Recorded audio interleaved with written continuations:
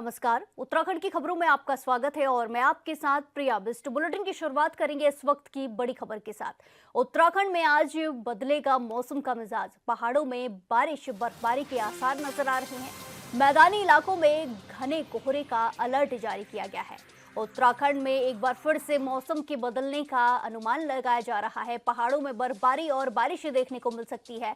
मैदानी इलाकों में घना कोहरा छाए रहने का येलो अलर्ट जारी किया गया है। उत्तरकाशी, चमोली, पिथौरागढ़ में हल्की बारिश बर्फबारी की संभावनाएं हैं। इसी के साथ साथ उधम सिंह नगर, हरिद्वार समेत मैदानी जिलों के लिए येलो अलर्ट जारी किया गया है। बड़ी खबर आपको बताई जा रही है, जहां उत्तराखंड में एक बार फिर से मौसम का मिजाज बदलता हुआ नजर आ रहा है। येलो अलर्ट काफी जिलों के लिए जारी किया गया है। उत्तरकाशी, चमोली, पिथौरागढ़ में हल्की बारिश और बर्फबारी देखने को मिल सकती है। इसी के साथ हरिद्वार, उधम सिंह नगर में येलो अलर्ट है कोहरे का। उत्तराखंड में आज मौसम का मिजाज बदलने की संभावनाएं नजर आ रही हैं। पहाड़ी इलाकों में बर्फबारी हो सकती है, बारिश की संभावनाएं नजर आ रही हैं। मैदानी इलाकों में घने कोहरे का येलो अलर्ट जारी किया गया है। बड़ी खबर आपको मौसम से जुड़ी हुई बताई जा रही है, जहां उत्तराखंड के कई जिलों के लिए येलो अलर्ट जारी किया गया है, जहां जहां घना कोहरा नजर आ रहा है। और इसी के साथ साथ मौसम विभाग की तरफ से बारिश और बर्फबारी का अलर्ट जारी किया गया है। बर्फबारी और बारिश मैदानी इलाकों में और पहाड़ों में देखने को मिल सकती है। पहाड़ों में बर्फबारी देखने को मिल सकती है। इसी के साथ मैदानी इलाकों में कोहरे का येलो अलर्ट जारी है। इसी के साथ साथ मैदानी इलाकों में बारिश की भी संभावनाएं नजर आ रही हैं। उत्तराखंड में आज मौसम का मिजाज बदलता हुआ नजर आ रहा है, जहां पहाड़ों में बारिश और बर्फबारी के आसार नजर आ रहे हैं। मैदानी इलाकों में घने कोहरे का अलर्ट भी जारी किया गया है। आपको बता दें कि इस बार की सर्दी में अभी तक बारिश नहीं हुई है, तो ऐसे में बारिश होने की संभावनाएं नजर आ रही हैं। मौसम में गिरावट देखने को मिल रही है। ऐसे में मौसम का मिजाज बदल सकता है। ठंड भरे मौसम में बारिश देखने को मिल सकती है।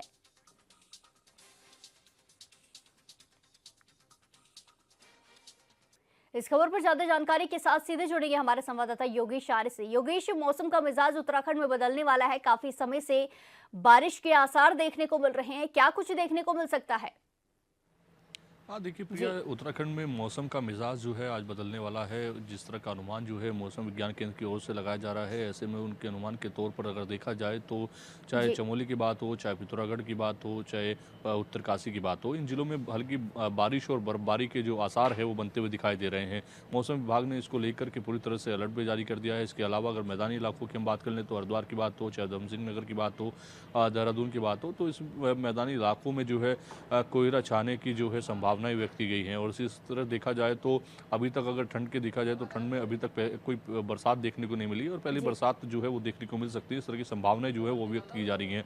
और अगर ऐसा होता है तो निश्चित तौर पर बर्फबारी शुरू होगी, जिसके लिए जो पर्यटकों के लिए बड़ी अच्छी बात रहेगी, क्योंकि नए साल के आगाज़ को लेकर के बड़ी संख्या में पर्यटक जो है अन्य राज्यों से उत्तराखंड का रुख कर रहे हैं, उत्तराखंड पहुँच रहे हैं। चाहे मसूरी की बात हो, धनौल्टी की बात हो, चाहे फिर चकराता की बात हो, उत्तरकाशी, पिथौरागढ़, अलग अलग जगहों में जो है पर्यटक जो है जा रहे हैं। लेकिन अभी तक जो बर्फबारी है उसका लुत्फ उनको उठाने के लिए नहीं मिल पाया है, क्योंकि अभी तक बर्फबारी उस तरीके से शुरुआत नहीं हो पाई है। लेकिन मौसम विभाग जो है इसके लिए अलर्ट जारी कर रहा है। इसके साथ साथ संभावनाएं व्यक्त की गई हैं। निश्चित तौर पर अगर बर्फबारी होती है तो पर्यटकों के लिए बड़ी बात होगी।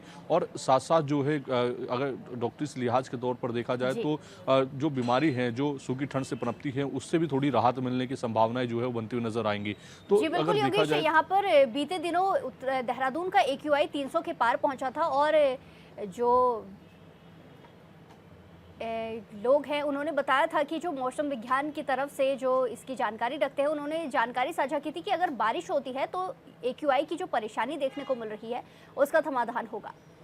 तो ऐसे में क्या कुछ देखने को मिल सकता है? जी बिल्कुल प्रिया, जिस तरह से अगर देखा जाए तो AQI 300 के पार पहुंचा, 312, 314 तक AQI जो है दर्ज किया गया। और ऐसे में एक खतरनाक स्थिति में रहता है, ये बेहद प्रदूषण वाला इलाका बन जाता है ऐसे में, क्योंकि अगर देखा जाए तो इतना AQI दिल्ली और बागपत अन्य इलाकों में देखने को मिल रहा है। और ऐसे में पहाड़ी क्षेत्रों में इस तरह का AQI अब से पहले देखने को नहीं मिला, जिस तरह से इस साल जो है AQI दर्ज किया जा रहा है। और निश्चित तौर पर ये कहीं ना कहीं बड़ी परेशानी है और इससे निजात अगर तभी मिल सकती है जब बरसात हो, अच्छा स्वच्छ वातावरण जो है जी बारिश के बाद जो है हो, और ये प्रदूषण की जो धूल है वो बरसात की बूंदों से दबती हुई नजर आए, तो उसके बाद ही जो है इस तरह की स्थिति पैदा होगी। लेकिन अगर देखा जाए तो, अगर ठंड के लिहाज से भी देखा जाए तो दिन में आज का टेम्परेचर जो है वो 11 और 12 सेल्सियस तक जा रहा है। धूप निकलती है तो 16 तक पहुंच जी जाता है, लेकिन अगर रात्रि में बात करें तो 5 तक ये पारा खिसक रहा है। तो निश्चित तौर पर ठंड है, लेकिन बरसात हो, बर्फबारी हो, जिसके लिए लगातार लोगों का इंतजार है, उसके तौर पर अगर देखा जाए तो जब तक बरसात और बर्फबारी नहीं होगी तब तक जो है इस तरह की सूखी ठंड रहेगी, और इससे कहीं ना कहीं बीमारी पनपेगी और वायु प्रदूषण का जो खतरा है वो लगातार बढ़ता हुआ नजर आएगा। जी जी। बिल्कुल, धन्यवाद योगेश हमारे साथ तमाम जानकारी साझा करने के लिए।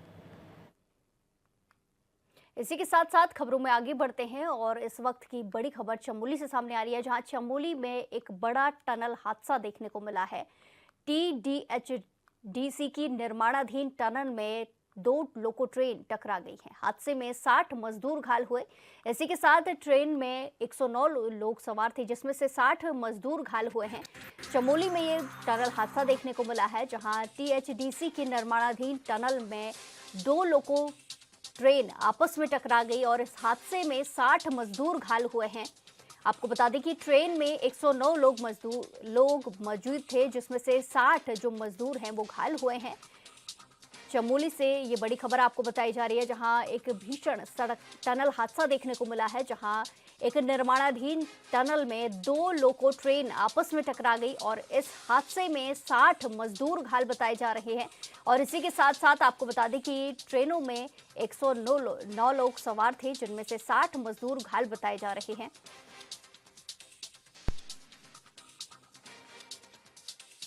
देखिए, जैसा बताया जा रहा है, आज शाम शिफ्ट चेंज ओवर के समय जो 2 लोको ट्रेन हैं जो टनल के अंदर ऑपरेट कर रही थी, उनमें आपस में कॉलिजन हुआ है लगभग 9:30 बजे के आसपास रात्रि में। और जैसी कि सूचना प्राप्त हुई, उसमें लगभग 100 से ऊपर लोग, 108 109 लोग सवार थे, जिसमें से 60 के लगभग इंजर्ड हुए हैं। 42 लोग अभी यहाँ पर जिला अस्पताल में हैं, यहाँ पर हम और एसपी साहब अभी आए हैं।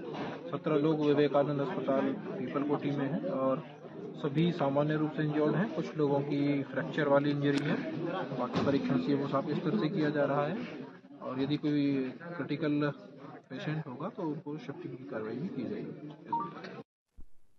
इसी के साथ साथ खबरों में आगे बढ़ते हैं। खनन सुधारों में उत्तराखंड ने हासिल किया है देश में दूसरा स्थान। केंद्र सरकार ने 200 करोड़ की विशेष प्रोत्साहन राशि की मंजूरी की है। ई नीलामी और सैटेलाइट निगरानी से व्यवस्था पूरी पारदर्शिता देखने को मिली। अवैध खनन पर सख्ती से राजस्व में बड़ा उछाल देखने को मिला है। खनन राजस्व 300 करोड़ से बढ़कर 1200 करोड़ पहुंच चुका है। बड़ी खबर आपको बताई जा रही है, जहां ई नीलामी और सैटेलाइट निगरानी से व्यवस्था पूरी तरीके से पारदर्शी नजर आई। खनन सुधारों में उत्तराखंड ने देश में दूसरा स्थान हासिल किया है। केंद्र सरकार ने 200 करोड़ की विशेष प्रोत्साहन राशि मंजूर की है। आपको बता दें कि ई नीलामी और सैटेलाइट निगरानी से व्यवस्था पारदर्शी हुई है। अवैध खनन पर सख्ती से राजस्व में बड़ा उछाल आया है। खनन राजस्व 300 करोड़ से बढ़कर 1200 करोड़ पहुंच गया है। बड़ी उपलब्धि उत्तराखंड राज्य को मिली है, जहां केंद्र सरकार ने 200 करोड़ की राशि की प्रोत्साहन राशि की स्वीकृति भी की है। खनन सुधारों में उत्तराखंड ने दूसरा स्थान पूरे देश में हासिल किया है। केंद्र सरकार ने 200 करोड़ की विशेष प्रोत्साहन राशि की मंजूरी भी दी है। ई नीलामी और सैटेलाइट निगरानी से व्यवस्था पूरी तरीके से पारदर्शी हुई। अवैध खनन पर सख्ती से राजस्व में बड़ा उछाल आया। खनन राजस्व 300 करोड़ से बढ़कर 1200 करोड़ पहुंच गया।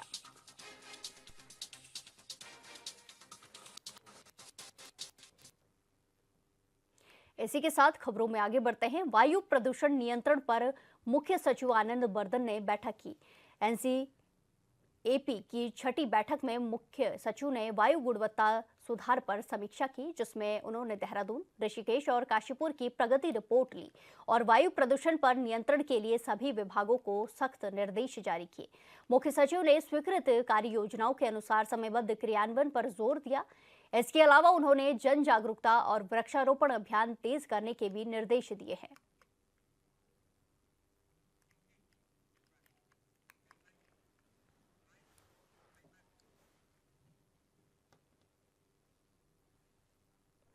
खबर हरिद्वार से है, जहां सीएम हेल्पलाइन पर मिली शिकायत के बाद ड्रग्स विभाग हरकत में आ गया है। आपको बता दें कि शिकायत में ज्वालापुर स्थित पीठ बाजार क्षेत्र में सुपर हेल्थ मेडिकोज पर अवैध रूप से दवाइयों की बिक्री किए जाने का आरोप लगाया गया था।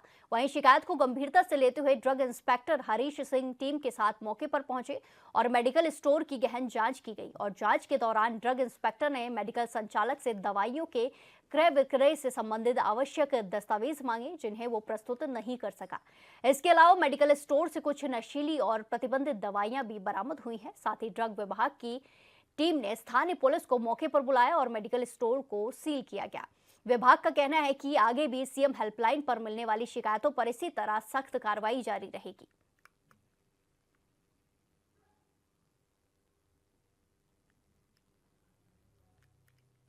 जनपद हरिद्वार में ज्वालापुर क्षेत्र के तहत एक मेडिकल स्टोर सुपर मेडिकोज के नाम से, जिसकी सीएम हेल्पलाइन पर कंप्लेंट थी, उस पर दोनों के द्वारा एक निरीक्षण किया गया। क्या क्या खामियां पाई गई? निरीक्षण के दौरान हमें कुछ प्रतिबंधित दवाइयां मिली, जिनका क्रय विक्रय और बाकी अभिलेख जो उसका मालिक है वो प्रस्तुत नहीं कर पाया, जिसके तहत हमने तुरंत पुलिस डिपार्टमेंट को इंटीमेट किया और मौके पर पुलिस पहुंचकर हमने तुरंत कार्रवाई की इस पे एनडीपीएस के तहत। कितने लोग पकड़े गए? अभी एक लोग पकड़ा गया जो उसका मालिक है, स्वामी। इस खबर पर ज्यादा जानकारी के साथ सीधे जुड़ेंगे संवाददाता प्रवेश राय से। प्रवेश, मेडिकल स्टोर में कार्रवाई की गई है और उसको सील किया गया। ऐसे में सिर्फ एक मेडिकल स्टोर पर कार्रवाई हुई या फिर और भी मेडिकल स्टोर इसकी चपेट में आए हैं? जी प्रिया, आपको बता दें किस तरीके से इस मेडिकल स्टोर पर कार्रवाई हुई है। इस मेडिकल स्टोर की ग्रामीणों ने, जो सभी संबंधी जो आसपास के लोग थे, उन्होंने कहीं ना कहीं सीएम पोर्टल पर इसकी शिकायत दर्ज की थी, जिसके बाद ड्रग विभाग हरकत में आया। आपको बता दें कि हरिद्वार के ज्वालापुर पीठ बाजार में सुपर हेल्थ मेडिकोज अवैध रूप से दवाइयों की बिक्री कर रहा था, जिसको लेकर के लगातार चर्चाओं में विषय में बना हुआ था। जिसको देखते हुए वहाँ के जो आसपास के ग्रामीण थे, उन्होंने सीएम हेल्पलाइन पर शिकायत दर्ज की, जिसके बाद जब ड्रग विभाग हरकत में आया तो ड्रग विभाग ने जाकर वहाँ पे गहनता से जांच की। तो क्रय विक्रय से संबंधित जब आवश्यक दस्तावेज मांगे तो कहीं ना कहीं वहाँ पे दस्तावेज की कमी पाई गई, नियमों के कुछ उल्लंघन किए गए, जिसके तत्पश्चात मेडिकल जो संबंधित थाने की ज्वालापुर पुलिस के मेडिकल को सीज कर दिया गया। जी प्रवेश, ऐसे में दवाइयां वहां से अवैध दवाइयां भी मिली हैं, जो प्रतिबंधित दवाइयां हैं वो भी मिली हैं। ऐसे में जो मालिक है मेडिकल स्टोर का, उस पर कोई कार्रवाई की गई है? जी, ड्रग विभाग की ओर से साफ तौर से कहना है कि जिस तरीके से इनके द्वारा मतलब कृत्य किया गया है, जो भी कृत्य किया गया उसकी सख्त से सख्त कार्रवाई की जाएगी और देखना होगा क्या क्या आने वाले समय में ड्रग विभाग इन लोगों के ऊपर क्या कार्रवाई करेगा। जी बिल्कुल प्रवेश, जिस मेडिकल स्टोर पर कार्रवाई की गई है, इस मेडिकल स्टोर से पहले भी ऐसे मामले सामने आ चुके हैं? पहले कोई कार्रवाई हुई हो? जी प्रिया, आपको बता दें कि ये मेडिकल स्टोर लगातार चर्चाओं का विषय बना हुआ था। जो ग्रामीण थे वहाँ के लगातार वो शिकायत कर रहे थे ड्रग विभाग से, लेकिन ड्रग विभाग कहीं ना कहीं हरकत में नहीं आ रहा था। कुछ साल हुआ था, जिसको देखते हुए जब वहाँ के लोग थे उन्होंने सीएम हेल्पलाइन पर जब वहाँ की सूचना दी तो जिस तरीके से ड्रग विभाग हरकत में आया और मेडिकल को सीज किया। अब आने वाले समय में देखना होगा कि किस तरीके की कार्रवाई होगी। ड्रग विभाग का ये भी कहना था कि अब सीएम हेल्पलाइन पर और भी जो शिकायतें मिलेंगी लगातार कार्रवाई की जाएगी। जी बिल्कुल प्रवेश, देखना होगा और कहां कहां कार्रवाई होती है। धन्यवाद हमारे साथ तमाम जानकारी साझा करने के लिए। इसी के साथ खबरों में आगे बढ़ते हैं। नए साल को लेकर हरिद्वार पुलिस एक्टिव मोड में नजर आ रही है। एसएसपी हरिद्वार ने सुरक्षा व्यवस्था की समीक्षा बैठक लेते हुए अधिकारियों को सख्त निर्देश दिए। एसएसपी ने कहा कि सुरक्षा में किसी भी प्रकार की चूक पर जवाबदेही तय होगी। शहर से देहात तक पुलिस बल को हाई अलर्ट पर रखा गया है। हुड़दंग करने वालों और स्टंटबाजों को सख्त कार्रवाई की चेतावनी दी गई है। सड़कों, होटलों और प्रमुख चौराहों पर पुलिस का कड़ा पहरा रहेगा। आयोजन स्थलों के संचालकों को क्षमता से ज्यादा लोगों को प्रवेश न देने के निर्देश एसएसपी ने दिए हैं। साथ ही सभी होटलों, पब और रेस्टोरेंट में सीसीटीवी कैमरे चालू हालत में रखने के आदेश जारी किए हैं। इसके अलावा महिला सुरक्षा पर भी पुलिस का फोकस रहेगा।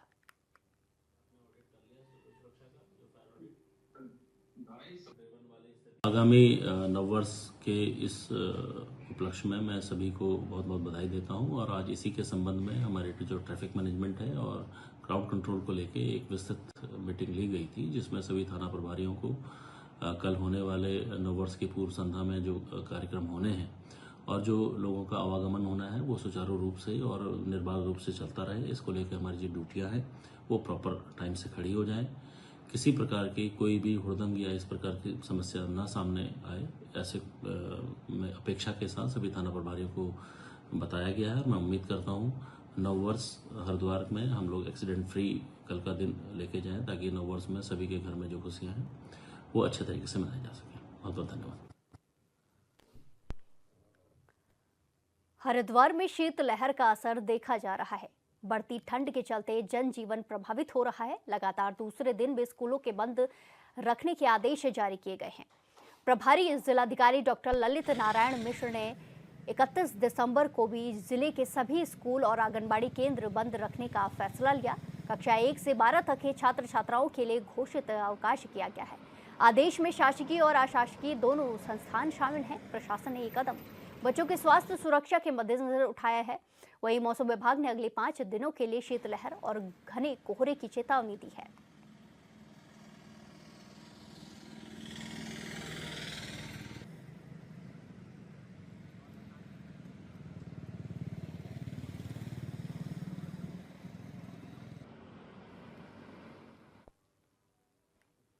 इसी के साथ खबरों में आगे बढ़ते हैं। नैनीताल में न्यू ईयर के पहले दिन पर्यटकों की बेहद कम आमद देख पर्यटन कारोबारी आक्रोशित हो उठे।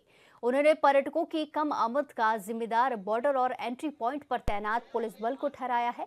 नगर पालिका कार्यालय पहुंचकर कारोबारियों ने कहा कि बॉर्डर क्षेत्र से ही नैनीताल आने वाले पर्यटकों को अन्यत्र डाइवर्ट किया जा रहा है, जिससे छोटे कारोबारियों, छोटे होटल के सामने रोजी रोटी का संकट खड़ा हो गया है।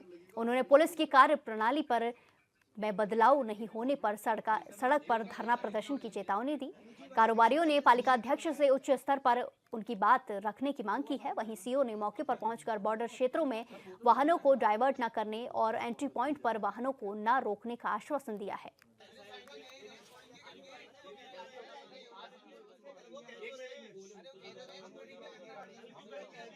एक्चुअली में ऐसा था, हम 1-2 दिन से देख रहे थे जितने भी हमारे कस्टमर थे, जितने टूरिस्ट थे, उनको डाइवर्ट कर दिया जा रहा था उनका रूट, और उनसे बुकिंग मांग के उनसे कह दिया जा रहा था नैनीताल पैक है करके उनको वापस भेज दिया जा रहा था, और बहुत लिमिटेड गाड़ियाँ आ रही थी। तो इसलिए हम प्रशासन से हमारी ये रिक्वेस्ट थी, हम्बल रिक्वेस्ट था कि नैनीताल आप पहले 50% या 75% यहाँ की पार्किंग पहले पैक होने दीजिए, उसके बाद गाड़ियाँ रोके। नुकसान तो आप पूछिए मत सर, इतना हो रहा है। मई जून भी हमारा, आप लोगों को पता है नैनीताल में क्या विवाद हुआ मई जून। उसके बाद पार्किंग टोल के उससे हम पिटे। उसके बाद हमने सोचा था क्रिसमस और न्यू ईयर में कमाएंगे, पर हमारा क्रिसमस भी आप पूछिए मत बहुत बेकार गया। अब न्यू ईयर में भी हमें थोड़ी बहुत होप है, देखिए प्रशासन अगर हमें थोड़ी बहुत छूट देता है तो हम अपने पैसे रिकवर कर पाएंगे, वरना इस बार बहुत मुश्किल है कि हमारे लीज का जो अमाउंट है वो रिकवर हो पाए। जैसा कि सभी लोगों को पता है कि विगत वर्षों की भांति इस वर्ष भी जो है 31 के दिन जो है काफ़ी संख्या में सैलानी आने की उम्मीद है। उसी को देखते हुए सुरक्षा के दृष्टिकोण जो है जगह जगह बैरियर बनाए गए हैं, और कुछ एक जगह पे जो है ऐसे बैरियर बने हैं जहाँ पे कि जो है प्रत्येक गाड़ियों को रोक के जो है उनको चेकिंग भी किया जा रहा है, जिससे कि जो है कुछ सोशल मीडिया पे अवांछित तत्व जो है गलत प्रकार का मैसेज ले जा रहे हैं कि जो है लोगों को जो है नैनीताल नहीं आने दिया जा रहा है, जबकि ऐसा नहीं है। नैनीताल आने वालों को नैनीताल आने दिया जाएगा, कैंची धाम जाने वालों को कैंची धाम जाने दिया जाएगा, रामनगर जाने वालों को रामनगर ही भेजा जाएगा। तो हमने जो है इसको देखते हुए जो है 2 जगह पे जो है स्टिकर पॉइंट बना रखे हैं। भाई कोई भी गाड़ी आती है उसका पहला डेस्टिनेशन क्या है, उससे ये पूछा जाता है कि आपको स्टे कहाँ करना है, कहाँ जाना है आपको। अगर वो कहता है कि साहब हमें नैनीताल जाना है, तो उसको नैनीताल के लिए स्पेसिफिक कलर का स्टिकर बना रखा है, उसको नैनीताल की तरफ ही भेजा जाएगा, ताकि जो है उसे फिर बीच में दोबारा रोका नहीं जाएगा, वो जो है सीधे नैनीताल की तरफ बढ़ेगा। अगर उसने कह दिया कि साहब हमारा तो होटल कैंची धाम है या भवाली है, तो उसको जो है भवाली कैंची धाम वाला स्टिकर लगाया जाएगा, उसको उसी साइड भेजा जाएगा, ताकि वो अपने डेस्टिनेशन पे जाए, रहे, उसके बाद कहीं भी घूमना है वो घूम सकता है उसका। इसी के साथ खबरों में आगे बढ़ते हैं। उत्तराखंड में नए साल के जश्न के लिए बड़ी संख्या में पर्यटक पहुंच रहे हैं। इसी क्रम में शांति व्यवस्था बनाए रखने के लिए पुलिस प्रशासन पूरी तरह से अलर्ट है। वहीं उधम सिंह नगर जिले के जसपुर में अपर पुलिस अधीक्षक स्वप्न किशोर सिंह के नेतृत्व में भारी पुलिस बल के साथ वाहनों का मार्च निकाला गया। इस दौरान अनाउंसमेंट के जरिए लोगों को चेतावनी दी गई है कि हुड़दंग या माहौल खराब करने पर सख्ती से कार्रवाई होगी। एएसपी स्वप्न किशोर सिंह ने बताया कि नववर्ष उत्सव के दौरान विशेष चेकिंग की जाएगी, खासकर शराब पीकर वाहन चलाने वालों के खिलाफ सख्ती बरती जाएगी और सभी थाना और चौकी प्रभारी अपने क्षेत्र में सतर्क रहेंगे। नगर सर के द्वारा नववर्ष के आगमन के क्रम में जो लोग उत्सव मनाने की तैयारियां कर रहे हैं उनमें क्या क्या एहतियात बरते जाने हैं, किस तरह से चेकिंग कराई जानी है, उसके संबंध में जो निर्देश दिए गए हैं उसी के अनुपालन के क्रम में आज यहाँ पर चेकिंग और भ्रमण की ये एक सीरीज चलेगी, जिसमें CO Kashipur, inspector Jaspur, inspector Kashipur और अन्य सभी थानों के प्रभारी निरीक्षक, थानाध्यक्ष इसमें शामिल होंगे। अपने अपने निर्धारित जो पॉइंट्स निर्धारित किए गए हैं जहां चेकिंग के लिए कार्रवाई होनी है, उसमें मुकम्मल तरीके से, विशेष रूप से कोशिश ये है कि जो लोग ड्रंकन ड्राइविंग कर रहे हैं वे ना करें, स्वयं को असुरक्षित स्थिति में न डालें और दूसरों की सुरक्षा का भी विशेष ध्यान रखें। ऐसे लोगों के विरुद्ध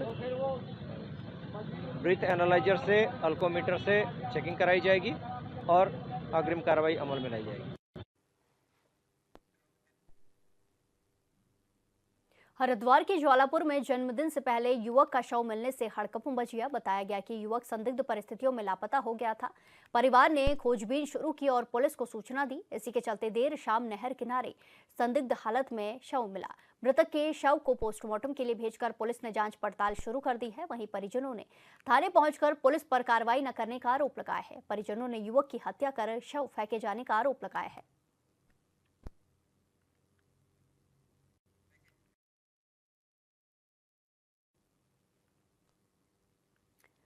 देहरादून के विकास नगर में किसी समय में खेतों में फसलें लहराती थी। स्थानीय लोग खुश थे, लेकिन सरकार के एक फैसले से आज हजारों लोग परेशान हैं।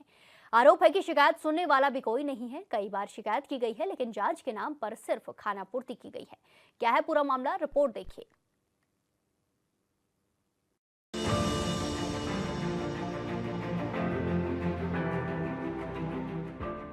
देहरादून की पचवादून जहां कभी हरियाली लहलहाती थी, आज वहां धूल का साम्राज्य है। सवाल ये नहीं है कि विकास नगर में क्रशर चल रहे हैं, सवाल यह है कि किसके संरक्षण में चल रहे हैं। ये इलाका अब खनन माफियाओं का सुरक्षित ठिकाना बनता जा रहा है और प्रशासन की चुप्पी कई गंभीर सवाल खड़े कर रही है। ये जो क्षेत्र में स्टोन क्रेशर स्थापित किए गए हैं, इनकी लगातार मॉनिटरिंग खनन विभाग के द्वारा की जाती है और अभी बीच में जिलाधिकारी का एक आदेश आया था, जिसके क्रम में संयुक्त टीम के द्वारा इनका निरीक्षण किया जाना है और आगे उसकी तिथि तय होगी। ये देखिए, जो क्रशरों के द्वारा जो गंदा पानी छोड़ा जा रहा है, इसमें प्रदूषण जो विभाग है उसको इन्वॉल्व किया जाएगा और ये संयुक्त टीम पहले से ही बनी हुई है, जो खनन विभाग इसको देखता है। इसमें सभी विभागों की एनओसी होती है, उनके द्वारा समय समय पे चेक किया जाता है। जहाँ पे इस तरीके की शिकायतें आ रही है, उसमें संयुक्त टीम के द्वारा उसका भी निरीक्षण। ये अभी आपके द्वारा पूछा गया था, तो इसमें यही हमारा कहना है कि जो संयुक्त टीम का गठन होगा, जिसमें पॉल्यूशन की टीम रहेगी, खनन की टीम रहेगी, जिला प्रशासन की टीम रहेगी, जिनमें मानकों का पालन किया जा रहा है नहीं, ये चेक किया जाएगा और उसके साथ साथ जो उनके द्वारा वहाँ पे मटेरियल रखा गया है, उसको की पैमाइश वगैरह की जाएगी, जिसमें अगर कहीं अनियमितता पाई जाती है तो जो सुसंगत जो नियम कानून है उसके खिलाफ उनकी कार्रवाई। दरअसल विकास नगर के ढकरानी क्षेत्र में 1 दर्जन से ज्यादा क्रशर पॉइंट धड़ल्ले से चल रहे हैं। नियम, मानक और पर्यावरणीय शर्तें यहाँ महज कागजों तक सीमित नजर आती है। क्रशरों से निकलने वाला जहरीला पानी और बारीक पत्थर की धूल सीधे किसानों की फसलों पर बरस रही है। खेत सफेद चादर ओढ़ चुके हैं और मेहनत से उगाई गई फसलें आंखों के सामने बर्बाद हो रही है। ये खनन विभाग के और जो संयुक्त टीमें हैं, इनको निर्देशित किया गया है कि लगातार जो औचक रूप से जो निरीक्षण होते हैं, क्योंकि कई बार निरीक्षण के दौरान भी कुछ इकाइयां बंद होती है, तो औचक निरीक्षण इनमें किए जाने का प्रावधान है। और जहाँ पे जैसे एक बार 4 दिन के लिए कार्रवाई चली, अगर बीच में रुकी तो फिर जहाँ शिकायतें प्राप्त होंगी तो लगातार ये कार्रवाई जारी। एनजीटी कोर्ट है और कोर्ट कोई निर्णय देता है तो उसका अनुपालन। अभी जो हमारे द्वारा एक संयुक्त टीम का गठन किया जा रहा है, इन प्रकरणों को देखते हुए ढकरानी क्षेत्र में और जो कैंची वाला और जो क्षेत्र में हमारे 2-3 जगहों पे जो स्टोन क्रेशर की जो इकाइयां हैं, इनका औचक निरीक्षण भी किया जाएगा और मानकों का भी परीक्षण। क्रशरों से सिर्फ खेती ही नहीं बल्कि जैव विविधता भी खतरे में है। एशिया की पहचान रहे आसियान कंजर्वेशन रिजर्व तक इसका दुष्प्रभाव पड़ रहा है, जहां विदेशी पक्षियों के अस्तित्व पर संकट मंडराने लगा है।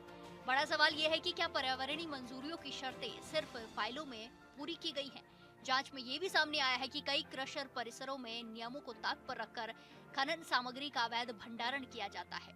ना तो ढकाव, ना ड्रेनेज और ना ही प्रदूषण नियंत्रण के इंतजाम है। इसके बावजूद कार्रवाई शून्य है। हमारे कार्यकाल के दौरान कैंचीवाला और ढकरानी और तहसील के विभिन्न क्षेत्रों में जो छापेमारी की गई है, उस पे जो पेनाल्टी बनती है, वो पेनाल्टी भी वसूल की गई है। और जो एडीएम सर के कोर्ट में केस चलते हैं, उसमें केस भी चल रहे हैं, जिसमें किसी तरह की कोई हीला हवाली नहीं की जाती है। और जहाँ पे भी जांच होती है, उसकी रिपोर्ट प्रॉपर चैनल से भेजी जाती है। नहीं, ये जो आपने बताया है, अभी बताया गया है कि जो टीम चेक करेगी, तो सारे विभागों की अपनी जिम्मेदारियां तय हैं। जो तथ्य वहाँ पे प्रकाश में आएंगे, उसकी जांच कराई जाएगी और कार्रवाई। नहीं, इसके संबंध में जो ओवरलोडिंग है, इसके संबंध में एआरटीओ को पहले से ही निर्देशित कर दिया गया था। अभी हमारे द्वारा जो पुलिस विभाग है, खनन विभाग है और आरटीओ हैं और फॉरेस्ट, 4 डिपार्टमेंट को ये निर्देशित किया गया है कि अपने अपने क्षेत्र अंतर्गत जो भी खनन की गतिविधियां चल रही हैं। इस बुलेटिन में फिलहाल के लिए इतना ही। बाकी तमाम खबरों के लिए देखते रहिए HNN 24/7। नमस्कार।